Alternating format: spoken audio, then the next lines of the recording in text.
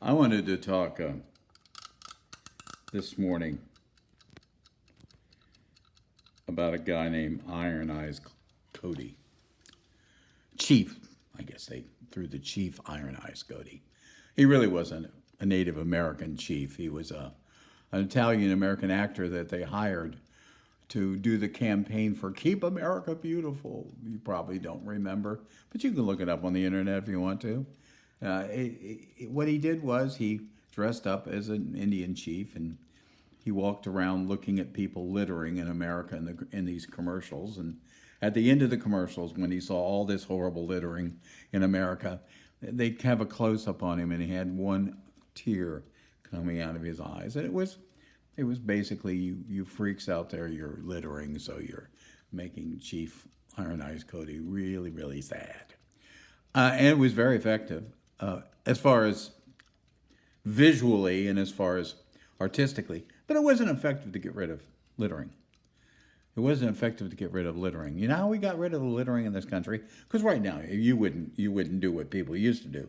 People used to roll into McDonald's, eat their meal, get done with their meal in the car, throw it out their windows as they drove down the highway. That sounds unbelievable to us now, but that's what was commonly done.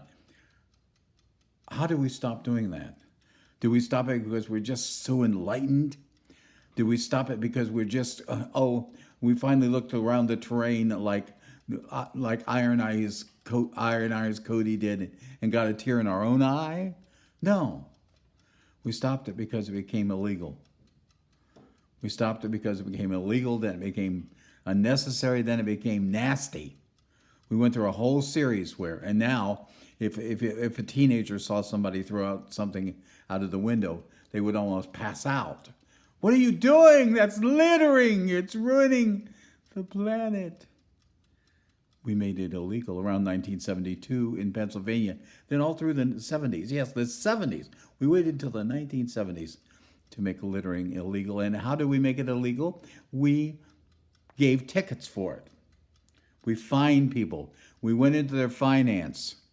It was not an issue of, out of good conscience, I'm going to go ahead and stop littering. It was, I don't want to get caught and pay a fine, so I'm going to stop. And in the meantime, while I'm stopping, hey, I'm noticing that trash cans aren't that difficult to find. And the landscape is looking so much nicer. The same thing is true, my dear, sweet friends, with prejudice, with bigotry, with racism. We keep waiting for the human soul to come forth with the energy to love their brothers and to treat them with equity and kindness. It's not going to happen. That's not who we are. We are enlightened, but we still love the darkness.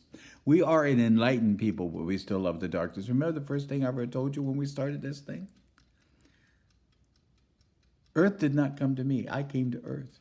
So we need to understand how things work. And one of the ways we understand how things work is if you cannot convince people that if they do something, it's going to cost them money, it's going to cost them time, it's going to cost them respect, they won't stop. We're not mean. We're not evil. We're just not very good. You understand?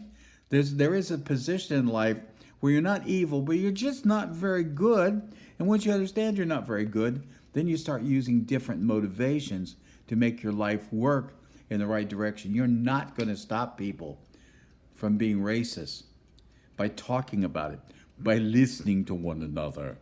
This is the most ridiculous thing in the world. We've been talking and listening for over 150 years since the Emancipation Proclamation. And even though we emancipated the slaves, it has not yet landed in the minds of many white people that black people are free. They still don't believe it.